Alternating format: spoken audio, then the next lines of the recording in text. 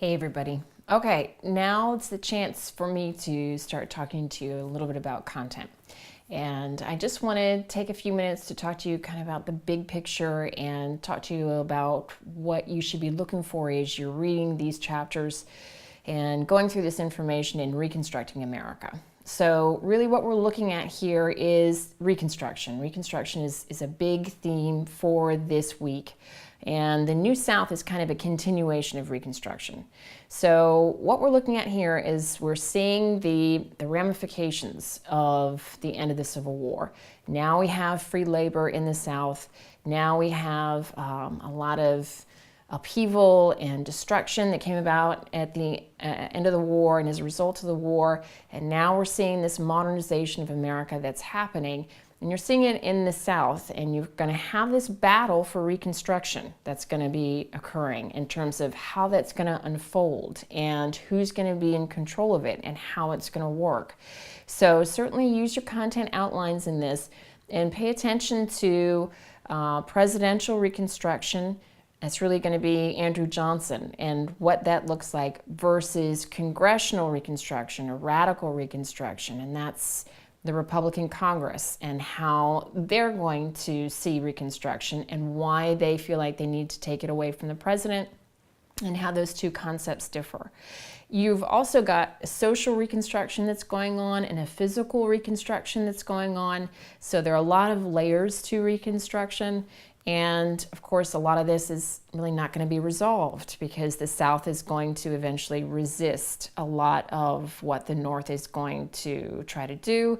And that's going to bring about the close of Reconstruction with the Compromise of 1877, which will then take us into the New South, which is when we're going to see kind of the return of the old guard and begin to see the implementation of the Jim Crow South. So we'll see segregation, disenfranchisement, and the Plessy v. Ferguson decision. All of this is going to kind of lock in the Jim Crow South into the New South. And you're going to see a divide there too in terms of what some people believed should be the New South and how the South should continue after Reconstruction ends, and the reality of what the South will be, which is the Jim Crow South. So both Reconstruction and the New South are kind of dealing with these themes. And then we've also got the New West, which dovetails into this as well, because this is the end of the struggle with Native Americans that's been going on for hundreds of years.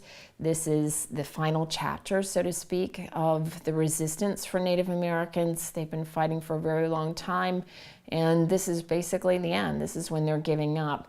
So this is looking at the white experience and how they're kind of harnessing the West in these final moments, and you're really seeing the establishment of the West for whites, and it's kind of the last chapter, the last effort by Native Americans to try and hang on to some of their own identity, and eventually they're going to be assimilated and reformed and put onto reservations, and so it's the end of that story. So there are a lot of struggles in here, and some are successful and some fail.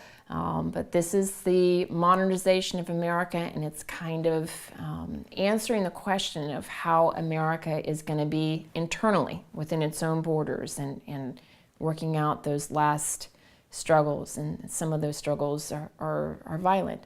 So once this is resolved, then America begins to look outward, and we'll begin to look at the conflicts in terms of America's foreign policy, and we'll begin to get into World War I and World War II.